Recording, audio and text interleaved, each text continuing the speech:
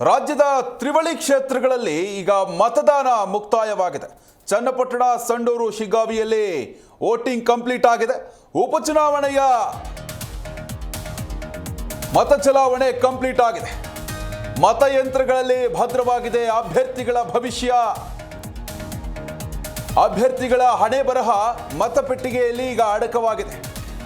ಚನ್ನಪಟ್ಟಣದಲ್ಲಿ ಅತಿ ಹೆಚ್ಚು 85% ಮತದಾನವಾಗಿದೆ.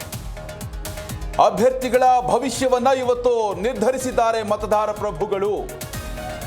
ಇನ್ನು ಚನ್ನಪಟ್ಟಣದಲ್ಲಿ ಅತಿ ಹೆಚ್ಚು ವೋಟಿಂಗ್ ಆಗಿದೆ.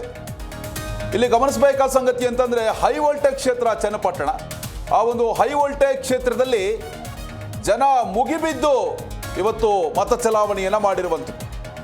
ಶಿಗ್ಗಾವಿ, ಸಂಡೂರು, ಚನ್ನಪಟ್ಟಣ ಉಪಚುನಾವಣೆಯನ್ನ ಗೆದ್ದು ಬೀಗಬೇಕು ಅನ್ನೋ ಒಂದು ಪಣತೊಟ್ಟು ಮೂರು ಪಕ್ಷದ ನಾಯಕರು ಎಡಬಿಡದೆಯ ಪ್ರಚಾರವನ್ನ ಮಾಡಿದ್ರು. ಇವತ್ತು ಬೆಳಗ್ಗೆಯಿಂದ ಇಲ್ಲಿವರೆಗೂ ಕೂಡ ಮತಯಾಚನೆಯನ್ನ ಮಾಡಿದ್ದಾರೆ ಮತದಾರ ಪ್ರಭುಗಳು. ಚನ್ನಪಟ್ಟಣದಲ್ಲಿ 85% ಮತದಾನ ಆಗಿದೆ. ಇನ್ನು ಈ ಒಂದು ಮತಪೆಟ್ಟಿಗೆಯಲ್ಲಿ EVM ಯಂತ್ರಗಳಲ್ಲಿ ಈಗ ಅಭ್ಯರ್ಥಿಗಳ ಭವಿಷ್ಯ ನಿರ್ಧಾರವಾಗುತ್ತೆ. 23ನೇ ತಾರೀಕು ಈ ಒಂದು ಮತಪೆಟ್ಟಿಗೆಗಳನ್ನು ಓಪನ್ ಮಾಡಲಾಗುತ್ತೆ ಸ್ಟ್ರಾಂಗ್ ರೂಮ್ನಿಂದ. ಅವತ್ತು ಅಭ್ಯರ್ಥಿಗಳ ಒಂದು ಭವಿಷ್ಯ ನಿರ್ಧಾರ ಆಗುತ್ತೆ. ಆಸ್ ಯೂಶುವಲ್ ಇವತ್ತು ಒಂದು ಪಕ್ಕಾ ಚಿತ್ರಣ ಮತ್ತು ಪಿಕ್ಚರ್ ಗೊತ್ತಾಗಿರುತ್ತೆ ಅಭ್ಯರ್ಥಿಗಳಿಗೆ. ನನಗಿಷ್ಟು ಮತ ಬಿದ್ದಿರಬಹುದು, ನಾನು ಇಷ್ಟು ಅಂತರದಲ್ಲಿ ಗೆಲ್ಲಬಹುದು, ಅಥವಾ ನನಗೆ ಸ್ವಲ್ಪ ತೊಂದರೆ ಆಗಬಹುದು ಅನ್ನೋ ಒಂದು ಲೆಕ್ಕಾಚಾರ ಯಾವಾಗ ಮತ ಚಲಾವಣೆ ಮುಗಿಯುತ್ತೋ, ಆವಾಗ ಮತದಾನ ಮುಗಿಯುತ್ತೋ, ಆವಾಗ ಸ್ವಲ್ಪ ಅರ್ಥ ಆಗಿಬಿಡುತ್ತೆ ಅಭ್ಯರ್ಥಿಗಳಿಗೆ.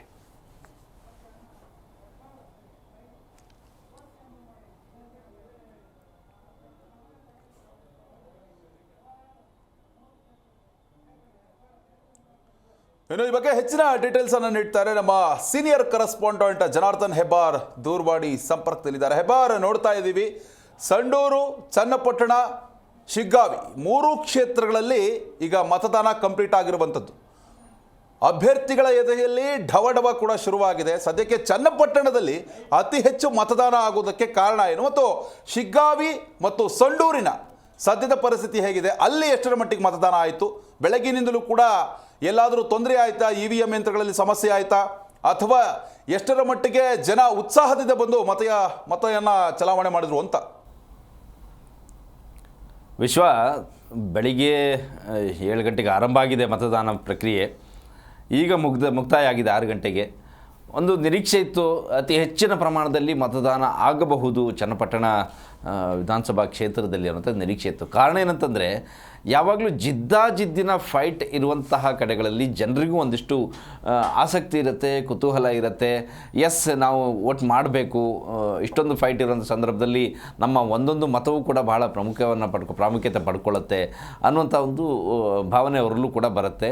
ಇದೇ ಸಂದರ್ಭದಲ್ಲಿ ಎರಡೂ ಪಕ್ಷದ ಚನ್ನಪಟ್ಟಣಕ್ಕೆ ಹೇಳೋದಾದರೆ 3 ಪಕ್ಷದ ಪ್ರಮುಖರು, ಅಲ್ಲಿ ಆ ಭಾಗದಲ್ಲಿರುವಂಥ ನಾಯಕರೆಲ್ಲರೂ ಕೂಡ ಮತದಾನಕ್ಕೆ ಕರೆದುಕೊಂಡು ಹೋಗುವಂಥ ವ್ಯವಸ್ಥೆಯನ್ನು ಮಾಡಿಕೊಟ್ಟಿರ್ತಾರೆ. ಅವ್ರನ್ನ ಒತ್ತಾಯಿಸ್ತಾರೆ ಕೊನೆ ಕ್ಷಣದವರೆಗೂ, ಹೋಗಿ ಮತ ಹಾಕಿ ಅಂತೇಳಿ. ಯಾಕಂದರೆ ಅತಿ ಹೆಚ್ಚು ಮತದಾನ ಆಯಿತು ಅಂತಾದರೆ ಅವರ ಲೆಕ್ಕಾಚಾರಗಳು ಒಂದು ಸ್ವಲ್ಪ ತಾಳ್ಮೇಳ ಆಗಬಹುದು ಅಂತೇಳಿ. ಒಂದಷ್ಟು ಭಾಗದಲ್ಲಿ ಅವ್ರದ್ದೇ ಅಂತ ಓಟ್ಗಳು ಬರೋದಂಥದ್ದಿರುತ್ತೆ. ಆ ಥರದ ಓಟ್ಗಳು ಬಂದಾಗ ಒಂದು ನಿರೀಕ್ಷೆ ಇರುತ್ತೆ, ಎಸ್, ನಮ್ಮ ಭಾಗದಲ್ಲಿ ಓಟ್ ಆಗಿದೆ, ನಾವು ನಿರೀಕ್ಷೆ ಮಾಡಿದಂತೆ ಒಂದಷ್ಟು ಏನು ಮೈಲಿಗಲಿತ್ತು ಅದು ನಮಗೆ ತಲುಪ್ತೀವಿ, ನಮ್ಮ ಲೆಕ್ಕಾಚಾರ ಸರಿ ಹೋಗ್ಬೋದು ಅಂತ ಒಂದು ಅಂದಾಜು ಅವರಿಗೂ ಕೂಡ ಇರುತ್ತೆ. ಆ ಕಾರಣಕ್ಕಾಗಿ ಇಷ್ಟೊಂದು ಮತದಾನ ಆಗುತ್ತೆ. ಕಳೆದ ಬಾರಿ ಕುಮಾರಸ್ವಾಮಿ ಮತ್ತು CP ಯೋಗೇಶ್ವರ್ ನಡುವೆ ಫೈಟ್ ನಡೆದಂಥ ಸಂದರ್ಭದಲ್ಲಿ 85% ವೋಟ್ ಆಗಿತ್ತು. 96,000 ಸುಮಾರು ಕುಮಾರಸ್ವಾಮಿ ಅವರು ಮತವನ್ನು ಪಡ್ಕೊಂಡಿದ್ದರು, 80,000 ಚಿಲ್ಲರೆ ಅಷ್ಟು CP ಯೋಗೇಶ್ವರ್ ಅವರು ಪಡ್ಕೊಂಡಿದ್ದರು. ಈಗ CP ಯೋಗೇಶ್ವರ್ ಮತ್ತು ಕುಮಾರಸ್ವಾಮಿ ಅವರ ಮಗರ ನಡುವೆ ಸ್ಪರ್ಧೆ ನಡೆದಿದೆ, ಪೈಪೋಟಿ ನಡೆದಿದೆ. ಯಾರು ಗೆಲ್ತಾರೋ ಸೋಲ್ತಾರೋ ಗೊತ್ತಿಲ್ಲ, ಇನ್ಮೇಲೆ ಲೆಕ್ಕಾಚಾರ ಶುರುವಾಗುತ್ತೆ.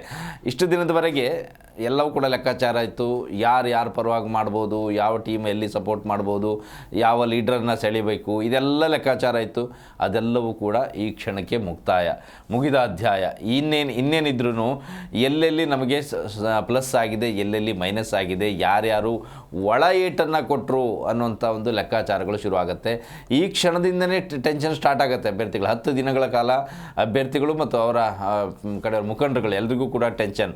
ಈ ಕ್ಷಣದಿಂದನೇ ಪ್ರತಿ ಬೂತ್ನಲ್ಲೂ ಕೂಡ ಮಾಹಿತಿಯನ್ನು ಕಲೆ ಹಾಕುವಂಥ ಕೆಲಸಗಳನ್ನು ಶುರು ಮಾಡ್ತಾರೆ. ಎಷ್ಟು ಓಟ್ ಆಗಿದೆ, ಏನು ಬಂದಿರ್ಬೋದು, ಎಲ್ಲವೂ ಲೆಕ್ಕಾಚಾರ ಶುರುವಾಗುತ್ತೆ. ಈ ನಿನ್ನೆವರೆಗೆ ಅಥವಾ ಇವತ್ತು ಬೆಳಿಗ್ಗೆವರೆಗೂ ಸಹಿತ ಒಂದು ಲೆಕ್ಕಾಚಾರ ಇರ್ತಿತ್ತು. ಆ ಸಮುದಾಯದ ಇಷ್ಟು ಪರ್ಸೆಂಟೇಜ್ ವೋಟ್ ನಮಗೆ ಬರ್ಬೋದು ಇಂತಹ ಲೆಕ್ಕಾಚಾರ. ಈಗ ಅದೆಲ್ಲವೂ ಕೂಡ ಮುಗಿದ ಅಧ್ಯಾಯ ಆಗಿದೆ. 88% ವೋಟ್ ಆಗಿದೆ. ಭಾಳ ಉತ್ತಮವಂತ ಮತದಾನ ಆಗಿದೆ. ಅಲ್ಲಿ ಅತಿ ಹೆಚ್ಚು ಮತದಾನ ಆಗಿದೆ ಚನ್ನಪಟ್ಟಣ ಕ್ಷೇತ್ರದಲ್ಲಿ. ತುಂಬ ಶಾಂತಿಯುತವಾಗಿ ಮತದಾನ ನಡೆದಿದೆ ಎಲ್ಲ ಕಡೆಯಲ್ಲಿ. ಎಲ್ಲಿಯೂ ಕೂಡ ಈ ಥರ ಘಟನೆ ನಡೆದಂಥ ವರದಿ ಆಗಿಲ್ಲ. ಜೊತೆಗೆ ಮತಯಂತ್ರಗಳು ಕೂಡ ಕೈ ಕೊಟ್ಟಿದ್ದು ಅಷ್ಟಾಗಿ ಏನು ಸಮಸ್ಯೆ ಆಗಿರೋಂಥ ಬಗ್ಗೆಯೂ ಕೂಡ ವರದಿ ಆಗಿಲ್ಲ.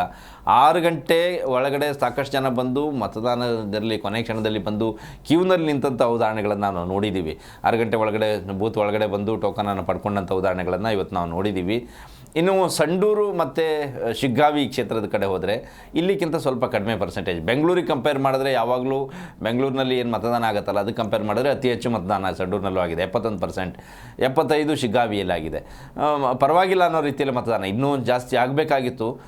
100ಕ್ಕೆ 100 ಅಲ್ಲದೆ ಹೋದ್ರೂ ಸಹಿತ ಅಟ್ಲೀಸ್ಟ್ 85-90 ರೀಚ್ ಆಗಬೇಕು ಅನ್ನೋಂಥ ಒಂದು ನಿರೀಕ್ಷೆ ಇರುತ್ತೆ. ಅಷ್ಟಾಗಿಲ್ಲ. ಆದರೆ ಅಲ್ಲಿ ಒಂದು ಹಂತಕ್ಕೆ ಬೆಂಗಳೂರಿಗೆ ಕಂಪೇರ್ ಮಾಡಿದ್ರೆ ತುಂಬ ಚೆನ್ನಾಗಿ ಮತದಾನ ಆಗಿದೆ. ಹಾವೇರಿಯಲ್ಲಿ ಒಂದು ಕಡೆಯಲ್ಲಿ ಒಂದು ಸಣ್ಣ ಗಲಾಟೆ ಆಗಿದೆ ಅನ್ನೋಂಥ ಮಾಹಿತಿ ಇದೆ. ಒಬ್ಬ ರೌಡಿ ಶೀಟರ್ ಸುನಿಲ್ ಅನ್ನುವಂಥವ್ನು ಯಾರೋ ಒಬ್ಬನ ರೌಡಿ ಶೀಟರ್ ಬಂದು ಮತಗಟ್ಟೆ ಒಳಗಡೆ ಬಂದು ಪದೇ ಬರೋದು, ನಿಷೇಧಿತ ಪ್ರದೇಶಕ್ಕೂ ಹೋಗಿ ಅಲ್ಲಿ ನಿಂತ್ಕೊಳ್ಳೋದು, ಗಮನಿಸೋದು, ಕೆಲವು ಜೊತೆ ಮಾತಾಡೋದು, ಇದೆಲ್ಲ ಮಾಡಿದ ಕಾರಣಕ್ಕಾಗಿ ಪೊಲೀಸರು ಆತನನ್ನು ಪ್ರಶ್ನಿಸಿದ್ದಾರೆ, ಹೊರಗಡೆ ಹೋಗೋಕ್ಕೆ ಕೇಳಿದ್ದಾರೆ. ಆದರೆ ಆತ ಪೊಲೀಸರ ಜೊತೆಯಲ್ಲಿಯೇ ವಾಗ್ವಾದಕ್ಕೆ ಇಳಿದ ಕಾರಣದಿಂದಾಗಿ ಪೊಲೀಸರು ಲಾಠಿ ರುಚಿಯನ್ನು ಆತನಿಗೆ ತೋರಿಸಿ ಕಳಿಸಿದ್ದಾರೆ ಅನ್ನೋಂಥ ಮಾಹಿತಿ. ಅದೊಂದೇ ಪ್ರಕರಣ ಸದ್ಯಕ್ಕೆ 3 ವಿಧಾನಸಭಾ ಕ್ಷೇತ್ರದ ಉಪಚುನಾವಣೆ ಸಂದರ್ಭದಲ್ಲಿ ನಡೆದಂಥ ಗಲಾಟೆಯನ್ನು ನಾವು ಅಂತ ಗಮನಿಸ್ತಾ ಹೋದರೆ ನಾವು ದೃಶ್ಯದಲ್ಲಿ ನೋಡ್ತಾ ಇದ್ದೀವಿ. ಆತ ಎಷ್ಟು ಹೇಳಿದ್ರೂ ಕೂಡ ಕೇಳಿಲ್ಲ.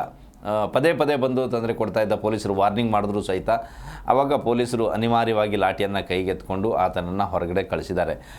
ಚನ್ನಪಟ್ಟಣದಲ್ಲಿ ಇಷ್ಟೊಂದು ಮತದಾನ ಆಗಲಿಕ್ಕೆ ಇನ್ನೊಂದು ಕಾರಣ ಅಂತಂದರೆ ಶಾಂತಿಯುತ ಮತದಾನ ಆದಾಗ ಭಾಳಷ್ಟು ಜನ ಬಂದು ಮತ ಹಾಕುವಂಥ ಕೆಲಸಗಳನ್ನು ಮಾಡ್ತಾರೆ. ಇನ್ ಕೇಸ್ ಮಳೆಗಾಲ ಆಗಿದ್ದರೆ ಮಳೆ ಅಂತ ಬರಲ್ಲ, ಬಿಸಿಲು ಅತಿಯಾಗಿದ್ದರೆ ಬಿಸಿಲು ಅಂತ ಬರಲ್ಲ. ಹೀಗೆ ಮತ ಹಾಕಲಿಕ್ಕೆ ಬರಲು ಮನಸ್ಸಿಲ್ಲದೆ ಇದ್ದವರಿಗೆ ಹಲವು ಕಾರಣ. ಅದರೆಲ್ಲದರ ನಡುವೆಯಲ್ಲಿ ಇವತ್ತು ಸಾಕಷ್ಟು ಸಂಖ್ಯೆಯಲ್ಲಿ ಬಂದು ಮತದಾನವನ್ನು ಮಾಡಿದ್ದಾರೆ. ಅಭ್ಯರ್ಥಿಗಳ ಹಣೆ ಬರವನ್ನು ಪೆಟ್ಟಿಗೆಯಲ್ಲಿ ಭದ್ರ ಮಾಡಿದ್ದಾರೆ. 23ನೇ ತಾರೀಕಿನವರೆಗೆ ಎಲ್ರಿಗೂ ಕೂಡ ಕುತೂಹಲ, ಲೆಕ್ಕಾಚಾರಗಳು ಶುರು ಆಗುತ್ತೆ. ಇನ್ನು ಬೆಟ್ಟಿಂಗ್ಗಳೆಲ್ಲ ಶುರು ಆಗ್ತವೆ. ಅದು ಕಾನೂನು ಬಾಹಿರ ಬೆಟ್ಟಿಂಗನ್ನು ಮಾಡಿ ನಷ್ಟಗಳನ್ನು ಅನುಭವಿಸ್ಬೋದು ಮತ್ತು ಪೊಲೀಸರು ಕೈಗೂ ತಗಲಾಕೊಂಡು ಕಾನೂನಿನ ಶಿಕ್ಷೆಗೆ ಒಳಗಾಗ್ಬೋದು, ಕಾನೂನು ವ್ಯಾಪ್ತಿಗೆ ಒಳಗಾಗ್ತಾರೆ. ಅದನ್ನೆಲ್ಲ ಮಾಡೋದನ್ನು ಬಿಟ್ಟು ಒಂದಷ್ಟು ಲೆಕ್ಕಾಚಾರಗಳನ್ನು ಮಾಡ್ತಾ ಕೂತ್ಕೋಬೋದು. ಎಲ್ರಿಗೂ ಕೂಡ ಕುತೂಹಲ ಇದ್ದೇ ಇದೆ. ಒಟ್ಟಿನಲ್ಲಿ 3 ಕ್ಷೇತ್ರದಲ್ಲಿ ಶಾಂತಿಯುತವಾಗಿ ಮತದಾನ ಪ್ರಕ್ರಿಯೆ ಮುಕ್ತಾಯ ಆಗಿದೆ. ವಿಶ್ವ, ಧನ್ಯವಾದ ಹೆಬ್ಬಾರ್ ತಮ್ಮೆಲ್ಲ ಡೀಟೇಲ್ಸ್ಗಾಗಿ.